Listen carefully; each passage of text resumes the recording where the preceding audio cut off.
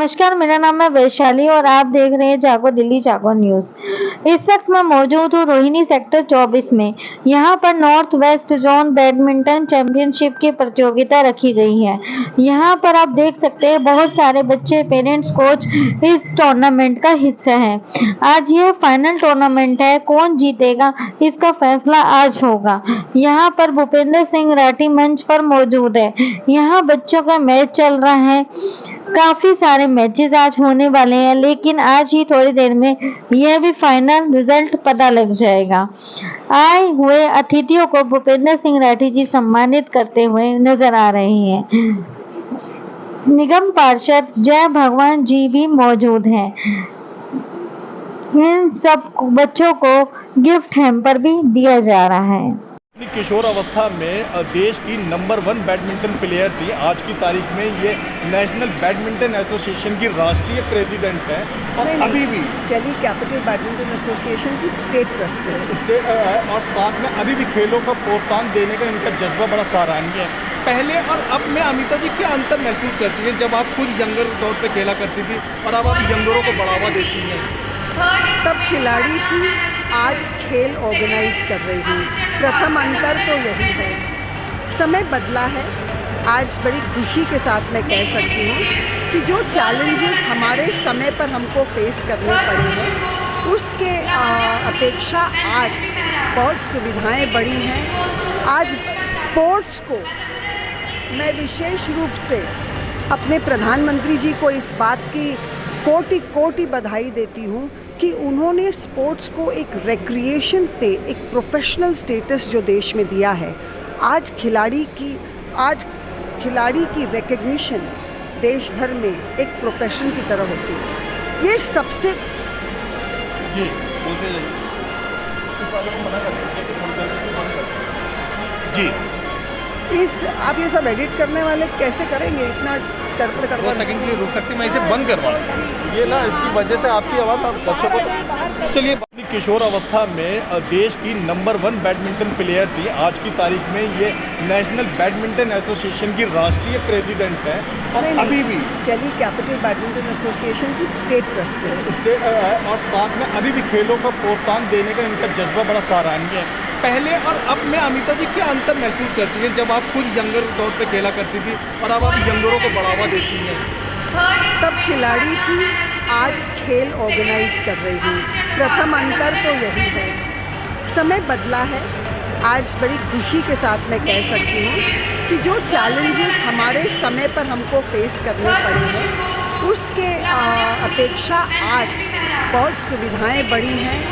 आज स्पोर्ट्स को मैं विशेष रूप से अपने प्रधानमंत्री जी को इस बात की कोटि कोटि बधाई देती हूँ कि उन्होंने स्पोर्ट्स को एक रिक्रिएशन से एक प्रोफेशनल स्टेटस जो देश में दिया है। आज खिलाड़ी की रिकग्निशन देश भर में एक प्रोफेशन की तरह होती है। तो मैं यंगर टीम को सबसे ज़्यादा बढ़ावा देती है। पहले और अब में क्या अंतर महसूस करती हैं जब आप खेलती थी तब और अब? देखिए, प्रथम अंतर जो आया है, जिस ज़माने में हम खेलते थे और आज के अंतर अगर हम देखें तो मैं उसके लिए पहले तो बधाई दूंगी अपने प्रधानमंत्री को, जिन्होंने स्पोर्ट्स को इतना बढ़ावा दिया है और इतनी रिकग्निशन दी है कि एक समय पर स्पोर्ट्स को रिक्रिएशन के रूप में देखा जाता था और आज स्पोर्ट्स को एक प्रोफेशन के रूप में देखा जाता है। एक खिलाड़ी की पहचान उसके खेल से हो रही है, ये सबसे बड़ा अंतर है। दूसरी तौर पर उस समय में और आज में इंफ्रास्ट्रक्चर बहुत बढ़ाया गया है, फैसिलिटीज़ बहुत बढ़ी हैं। साई जो है बहुत कर रही है, खेलो इंडिया से जो है बहुत गांव तक जो है स्पोर्ट्स को पहुंचा दिया है। मुझे लगता है कि अब हमारे देश में तैयारियां ये हो रही है कि हम अगले ओलंपिक में कितने मेडल लेके आएंगे, ये भाव और ये परिवर्तन आ गया है। मुझे लगता है ये धन्यवाद और साधुवाद अगर देना चाहिए तो हमारे वर्तमान प्रधानमंत्री को देना चाहिए, जो उन्होंने ये चेंज लाया।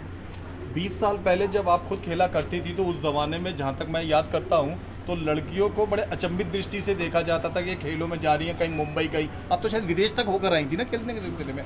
अब में लगता है कि अब तो ज़माना बदल गया, लड़कियों को इस क्षेत्र में और आगे आना चाहिए। निश्चित रूप से नारी सशक्तिकरण जो है बहुत अच्छे से और मजबूती से हो रहा है।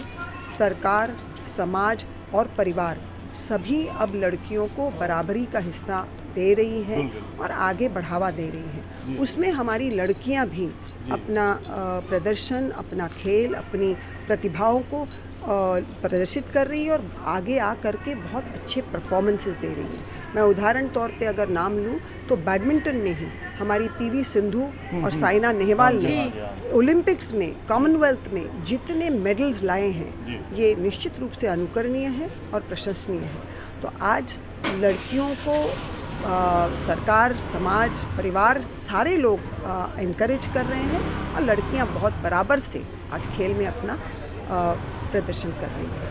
में बिजनेस करने वाले श्री भूपेंद्र राठी जी ने आयोजित करा है। क्या कहना पसंद करेंगे कि ऐसे लोग जो कारोबारी हैं समय निकाल के बैडमिंटन को बढ़ावा देने के लिए इतना बड़ा आयोजन कर रहे हैं, ऐसे लोगों के विषय में क्या? देखिए, मैं उनका आभार व्यक्त करती हूँ कि उन्होंने जो है स्वतः प्रेरणा से आकर के इस टूर्नामेंट को कराया और मैं देश के सभी बड़े घरानों से ले करके छोटे छोटे बिजनेसमैन को यही कहूँगी कि आप अपना एक छोटा अंश, एक CSR कंट्रीब्यूशन स्पोर्ट्स को ज़रूर करें, क्योंकि जब देश हमारा जो है स्वस्थ रहेगा, अनुशासित रहेगा और इसका रास्ता प्रशस्त करने के लिए स्पोर्ट्स के अलावा कोई दूसरा नहीं है। अगर ये रास्ता पकड़ेंगे तो शायद हमारा हेल्थ बजट कम हो सकता है, स्पोर्ट्स बजट बढ़ाया जा सकता है और देश के अच्छे नागरिक हम आने वाले वक्त में पैदा करेंगे। तो मैं हर एक इंडस्ट्रियल हाउस से, कॉर्पोरेट्स को निवेदन करूंगी कि आप आगे आइए और स्पोर्ट्स में अपना CSR कंट्रीब्यूशन जरूर कीजिए। बच्चों को क्या संदेश देना चाहेंगे? मैं बच्चों को एक ही चीज़ कहती हूँ कि आप लक्ष्य बनाइए और अगर हार भी हुई है, जीत भी हुई है, तो अपने गोल्स को जो है मत बदलिए, लेकिन अपनी योजनाओं को बदलिए। कहीं ना कहीं आत्मचिंतन करके खोज करें कि आखिर कमी क्या रह गई। मेहनत करें, अनुशासित रहे और सिर्फ 2 चीज़ों पे ध्यान दें, अपनी पढ़ाई और अपने स्पोर्ट्स। निश्चित रूप से सफलता उनको मिलेगी। तो नॉर्थ वेस्ट में आज हुआ, उसके विषय में क्या कहना, कैसा लगा आपको? देखिए, यहाँ पे हमने 11 टूर्नामेंट्स एक साथ, अच्छा, 21 तारीख से लेके 24 तारीख के अंदर 11 दिल्ली के डिस्ट्रिक्ट्स में 11 टूर्नामेंट्स चलाए। ये शायद अपने आप में एक बहुत विशाल प्रोग्राम है, क्योंकि साइमल्टेनियस डेट्स पे करीब करीब 2-2.5 हज़ार बच्चे दिल्ली में खेल रहे थे। अच्छा। मैं एक तरीके से कह सकती हूँ कि बैडमिंटन से प्रेम रखने वाले लोग, सारे लोग अपने अपने ज़िलों में, अपने अपने डिस्ट्रिक्ट्स में बैडमिंटन के इस प्रतियोगिता में जुड़े थे। मैं किसको अच्छा कहूँ और किसको कम कहूँ, मैं इतना ही कहूँगी कि हमारे जितने ऑर्गेनाइजर्स जिनको हमने नियुक्त किया था, उन्होंने दिल्ली कैपिटल बैडमिंटन एसोसिएशन से गाइडेंस लेकर के बहुत अच्छे टूर्नामेंट्स कराए हैं और मुझे पूर्ण विश्वास है कि आने वाले समय में यही टूर्नामेंट्स और अच्छे होंगे और अच्छे व्यवस्थित होंगे और इनको हम और बढ़ाएंगे। गिफ्ट्स से हम लोग प्राइज़ मनी तक पहुंचाएंगे ताकि बच्चों को प्रेरणा मिले, उनको एनकरेजमेंट मिले, मोटिवेशन मिले और इसी से हमारा खेल का स्तर बढ़े। भारत में मेरे अपने तजुर्बे में, खुद आपको भी मालूम है कि तकरीबन 5 साल के बच्चे से लेकर 50 साल तक के बच्चे ने कभी ना कभी जीवन में बैडमिंटन जरूर खेला होता है, चाहे वो 10 रुपए वाला बैडमिंटन से खेला हो या वो 150 रुपए वाला। जीवन में एक बार तो मुझे लगता है हर कोई बैडमिंटन खेलता ही है।